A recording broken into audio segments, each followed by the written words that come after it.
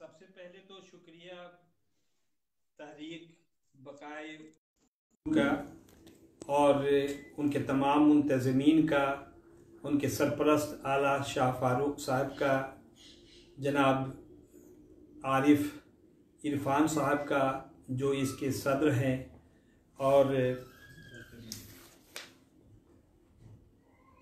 Doctor Zakir Malik साहब का कि आप सबों ने एक मौका फराहम किया, आपके रूबरू हुए, ये इस गुफ्तगू का मौका दिया। आप लोग इसके ज़रिए से एक बड़ा काम कर रहे हैं और बड़ा पैगाम दे रहे हैं। आपने उर्दू के बका की ज़रूरत का एहसास किया और पूरी उर्दू दुनिया को ये बताने की कोशिश की कि अभी बका की ज़रूरत है।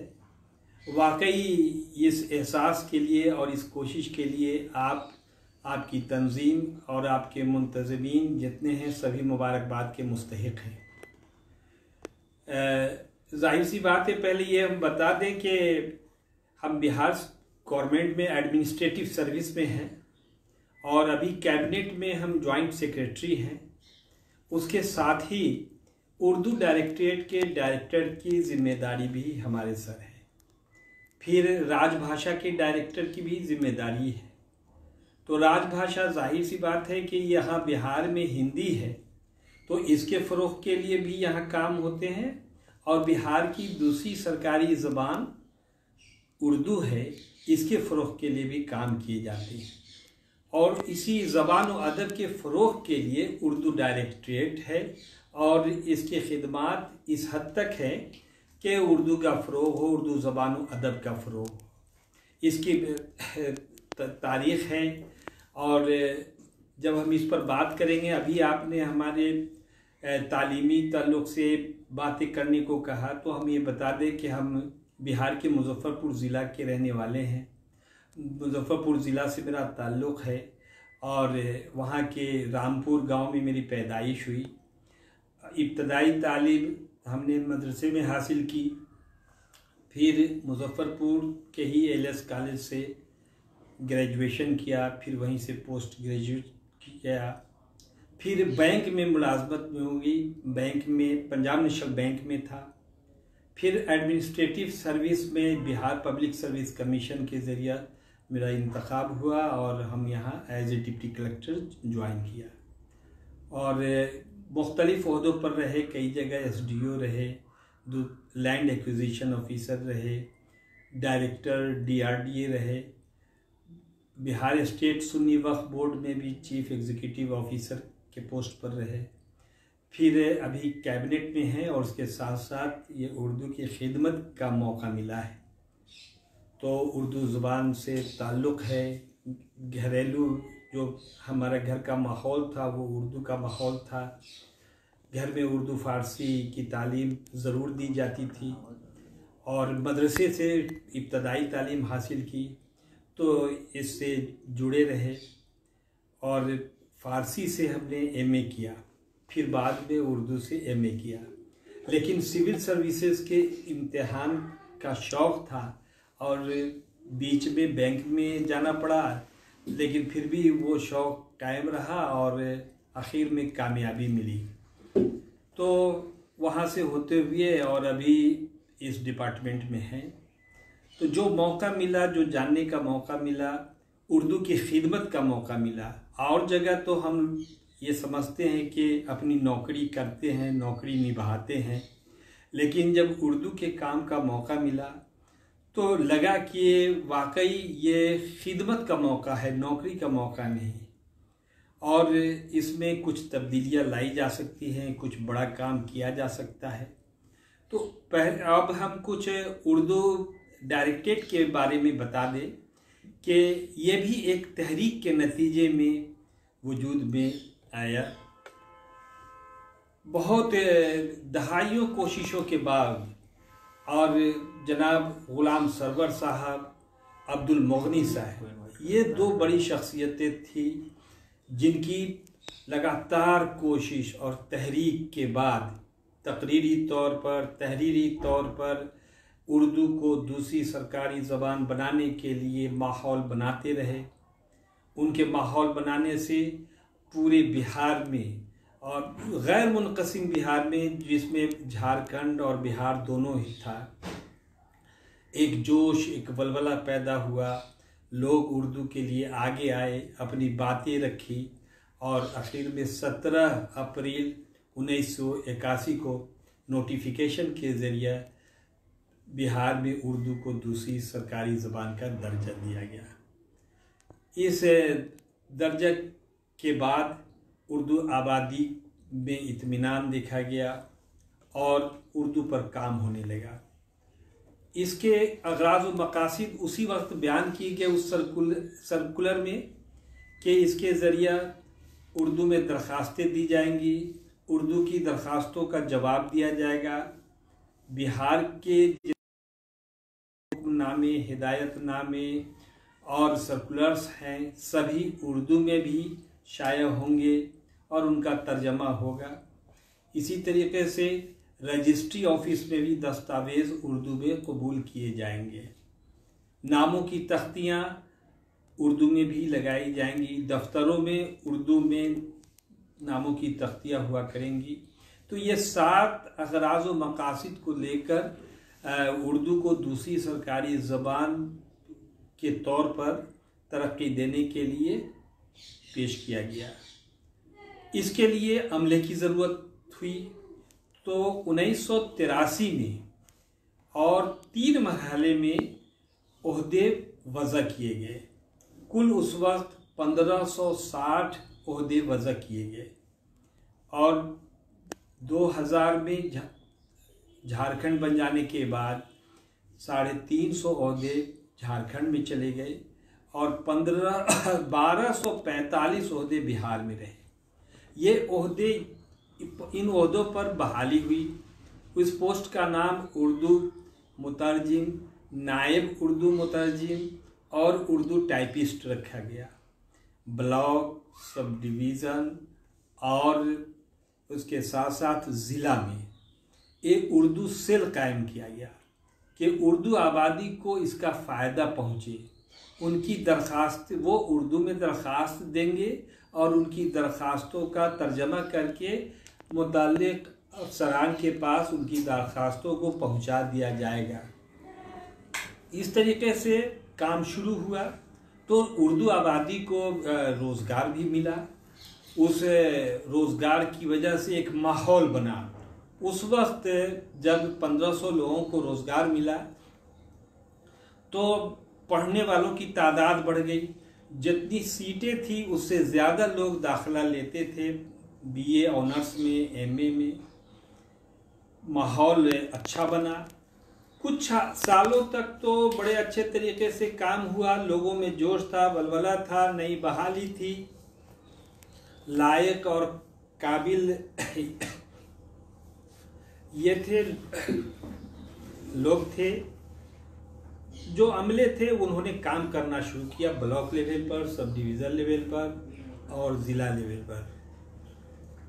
फिर आगे लोग बढ़े, काम चलता रहा, लेकिन बीच में कुछ तातुल आ गया, तसाहुली, काहिली, और उर्दू के काम से अलग होकर लोग सरकारी फाइलों में गुम हो गए और उर्दू डायरेक्टरेट का जो असल मकसद था उससे थोड़ा बेराह हो गए।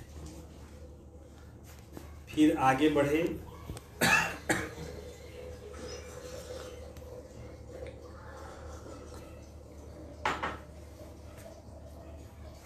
तो इतनी बड़ी बहाली हुई कि उर्दू का काम होगा, उर्दू के लिए लोग आगे बढ़ेंगे और उर्दू का काम चलेगा। हुआ भी, लोगों में बेदारी आई, लोगों ने उर्दू में दरख्वास्तें देना शुरू किया, उनका काम होने लगा। लेकिन जो असल तरक्की होनी चाहिए तो वो शोबे तालीम से ताल्लुक़ है, पढ़ाई से ताल्लुक़ है। ये सब काम उर्दू आबादी को सहूलत पहुंचाने के लिए हुआ और सहूलतें पहुंची भी, आज भी है। लेकिन हाँ ठीक है, उर्दू से हम सब आप वाकिफ़ हैं कि ज़्यादातर लोग अब अपने बच्चों को उर्दू नहीं पढ़ाते, उर्दू जानते हुए भी उर्दू में दरख्वास्त नहीं देते। तो फिर इन मुतरजिम की ज़रूरत क्या है और इस ओहदों की ज़रूरत क्या है? लोगों में बेचैनी हुई, फिर इस तरफ तवज्जो दी गई। इधर 3-4 सालों में फिर हालात में तब्दीली आई। लोग तमाम स्टाफ के साथ मीटिंग की गई, तमाम उर्दू अमला के साथ। ये हुआ कि सभी लोग अब बेदार हो गए हैं, फिर पहले की तरह से काम शुरू कर दिया है। तो इनके बहुत सारी जिम्मेदारियां दी गई हैं। चूँकि दरख्वास्तें कम आती हैं तो उर्दू की तरक्की के लिए ब्लॉक लेवल पर, सब डिवीज़न लेवल पर और ज़िला लेवल पर हम लोग क्या कर सकते हैं, इन बातों पर तवज्जो देते हैं ताकि बेदारी पैदा हो। अब आप लोगों को ये बता दें कि ऐसे तो बिहार में और तमाम रियासतों में उर्दू की तरक्की के लिए उर्दू अकेडमी है, फिर अंजुमन तरक्की उर्दू है, और ये उर्दू डायरेक्टरेट शायद बिहार में ही हो और दूसरे रियासतों में लैंग्वेज डेवलपमेंट करके कोई डिपार्टमेंट होगा जो दूसरी लैंग्वेज को देखते हों। लेकिन बिहार में उर्दू डायरेक्टरेट कायम किया गया। फिर पहले ये राजभाषा के साथ मिलकर, हिंदी के साथ मिलकर ये डिपार्टमेंट था। 2016 में इसको खुद मुख्तारी हासिल हुई और तमाम इख्तियारात दिए गए हेड ऑफ द डिपार्टमेंट की तरह से। जिस तरह से राजभाषा को इख्तियार हासिल था, उसी तरीके से इसको भी इख्तियार दिया गया। तो बड़ा काम शुरू हुआ। आप को जानकर खुशी होगी कि अभी हमारे पास 1245 पोस्ट में 600 लोग काम कर रहे हैं और बाकी रिटायर्ड कर गए, अब नहीं हैं या अल्लाह को प्यारे हो गए, तो वो ओहदे भी खाली हैं। इसके अलावा 17 अप्रैल 2018 को बिहार सरकार ने फिर 1765 नए ओहदे वज़ा किए, नए पोस्ट क्रिएट किए गए। और अब आपके तमाम दफातर में उर्दू के अमला होंगे जो उर्दू आबादी को सहूलत पहुंचाने के लिए, उर्दू में उनकी दरख्वास्तें अपने मुतल्लिक़ अफसरान तक देने के लिए रहेंगे। उसके लिए इश्तिहार भी निकल चुका है। बिहार स्टाफ सिलेक्शन कमीशन से बहाली होने जा रही है कम्पिटिटिव एग्ज़ामिनेशन की बुनियाद पर। और ये अच्छी बात है कि ये उसमें 2 पेपर का एग्ज़ामिनेशन होगा और वो दोनों उर्दू के पेपर होंगे और इसी बुनियाद पर कंपटीशन लिया जा रहा है। तो अभी इम्तिहान हो गया होता अगर हम सब इस कोरोना की वबा से मुतासिर ना होते, तो अभी तक इम्तिहान हो गया होता और ये 1500 लोग हमें मिल गए होते। तो 1500 नए लोगों के आ जाने पर फिर एक नया माहौल बनेगा और उर्दू आबादी में, उर्दू तालिब इल्मों में यह एतमाद पैदा होगा कि उर्दू पढ़ने वालों को नौकरी और रोज़गार भी मिलता है। सबसे बड़ी बात है, हम लोग जो प्रोग्राम करते हैं उसका कितना फ़ायदा होता है, तो वो आप भी समझ सकते हैं कि हम लोग यहाँ जो स्कीमें हैं, बहुत तरह की स्कीमें हैं। उर्दू लर्निंग कोर्स हम लोग चलाते हैं। हर स्कीम पर हम यके बाद दीगर तफसील से आएंगे कि हम लोग एक बड़ा काम ये करते हैं कि उर्दू लर्निंग कोर्स चलाते हैं। 60 घंटे में, यानी 60 वर्किंग डे में 1-1 घंटा लेकर हम गैर उर्दूदा को उर्दू सिखाते हैं। इसके लिए हमारे यहाँ बाज़ाब्ता सेक्शन है उर्दू लर्निंग कोर्स के लिए, और उर्दू सिखाने वाले माहिरीन हैं हमारे यहाँ। इसके लिए जो माहिर है वो नूर आलम साहब हैं, फिर जाकिर साहब हैं और दूसरे अमला भी हैं। तो ये ख़ास तरीके से उर्दू पढ़ाते हैं। हर सेशन में हम लोग 40 तालिब इल्मों को लेते हैं। इसका इश्तिहार अखबार के ज़रिए से और दूसरे ज़रिए से सरकारी तौर पर हम इश्तिहार देते हैं। आपको बता दें कि ये उर्दू डायरेक्टरेट पूरी तरह से गवर्नमेंट का डिपार्टमेंट है और अभी 1245 और 1765 ने कुल 3007 पोस्ट इसके हैं, जिसमें अभी 600 काम कर रहे हैं। इन सब की सैलरी गवर्नमेंट की तरफ से दी जाती है, लेकिन ये ब्लॉक में रहते हैं, सब डिवीज़न में रहते हैं और ज़िला में रहते हैं। तो इनके ज़रिए से हम लोग उर्दू का काम कराते हैं। ब्लॉक में उर्दू सेल है, फिर ज़िला में उर्दू सेल है और डायरेक्टरेट के लेवल पर भी उर्दू सेल कायम है। और यहाँ उर्दू लर्निंग कोर्स एक शोबा है। तो इस शोबे के ज़रिए से हम तालिब इल्मों को, गैर उर्दूदा तालिब इल्मों को उर्दू सिखाते हैं। 60 घंटे में वो 60 दिनों में पढ़ना लिखना सीख जाते हैं। उनका फिर इम्तिहान लेते हैं। वो जब तक उर्दू अखबार को रवानी के साथ पढ़ते नहीं हैं, हम लोग उनको नहीं छोड़ते, फिर उनका स्पेशल क्लास लेते हैं और उनको एक सर्टिफिकेट भी देते हैं।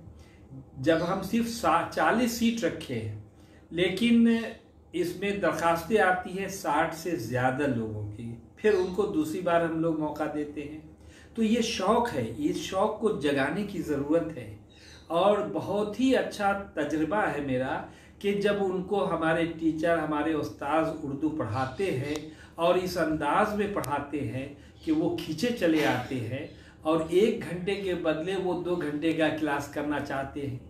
वो उर्दू अल्फाज की गहराई और बारीकी तक पहुंचना चाहते हैं। वो क्वेश्चन लेकर के आते हैं, वो सवालात लेकर के आते हैं, वो लफ्ज़ों को लेकर के आते हैं, फिर उसका मानी, उसका मतलब समझते हैं। तो इस तरीके से उनमें शौक़ पैदा किया जाता है। इसमें ज़्यादातर पढ़े लिखे लोग आते हैं। इसमें वकील है, इंजीनियर है, डॉक्टर है, आर्टिस्ट है और कुछ जो असिस्टेंट प्रोफेसर है, हिंदी साहित्य के प्रोफेसर हैं, वो लोग भी आते हैं। तलबा और तालबात सभी आते हैं इसमें। आपको हम ये बता दें, यह हम सब के लिए खुशी है की बात है कि IAS ऑफिसर भी यहाँ पहुंचकर उर्दू की तालीम हासिल करते हैं। गुज़िश्ता साल वंदना किन्नी सीनियर IAS ऑफिसर, वो ह्यूमन राइट्स कमीशन में चेयरमैन थी, उन्होंने आकर के उर्दू सीखी। फिर दीपक आनंद, वो भी IAS ऑफिसर हैं और अभी कल्चरल डिपार्टमेंट में सेक्रेटरी हैं। उन्होंने भी उर्दू सीखी और यहाँ तक सीखे कि आज तक वो राब्ते में हैं और उनके यहाँ रोज़ाना उर्दू अखबार आता है। वो खुद कभी कभी उर्दू अखबार पढ़कर हमको सुनाते हैं कि आप अखबार खोलिए, हम पढ़कर सुनाते हैं। तो ये खुशी की बात है। तो हमने ये देखा कि सभी के दिलों में उर्दू सीखने की तड़प है, मोहब्बत है और मोहब्बत से सीखना चाहते हैं। कहीं कोई ऐसा तासुब या नफरत की बात इसमें नहीं है। तो अब इसके लिए हम ये तो अभी डायरेक्टरेट के सतह पर काम कर रहे हैं। अब फिर मेरी दूसरी कोशिश है कि हमारे जो तमाम अजला में उर्दू सेल हैं, वहाँ भी उर्दू पढ़ाए जाने का नज़्म किया जाना चाहिए। तो इसके लिए भी तैयारी चल ही रही थी, लेकिन अभी जिस वबा ने हम लोगों को मुतासिर किया है, उससे तमाम काम मुतासिर हुआ है और फिर हम लोग शुरुआत कर रहे हैं कि इसको धीरे धीरे हम लोग कैसे आगे बढ़ाएं।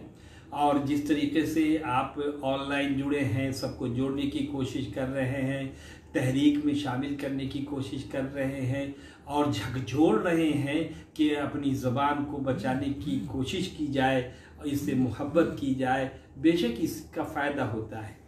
तो उसी तरीके से हम लोग भी कोशिश करते हैं। उर्दू डायरेक्टरेट की तरफ से कोशिश की जाती है। तो ये हमने अभी एक शोबा के बारे में बताया कि किस तरह से हम उर्दू के लिए खिदमात अंजाम दे रहे हैं।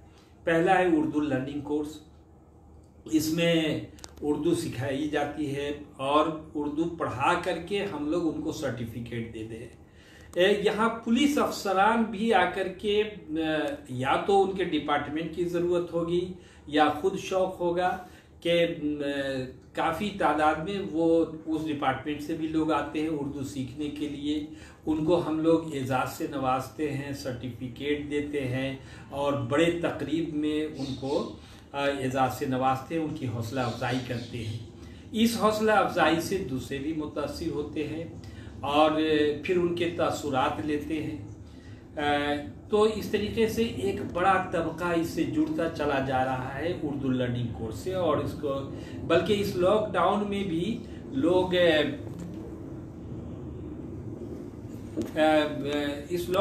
भी लोग पूछते हैं, करते हैं कि वो काम कब से शुरू होगा। हम लोग कहा कि अभी तो सारे क्लासेस बंद है, कोचिंग क्लासेस बंद है, स्कूल बंद है, कॉलेज बंद है,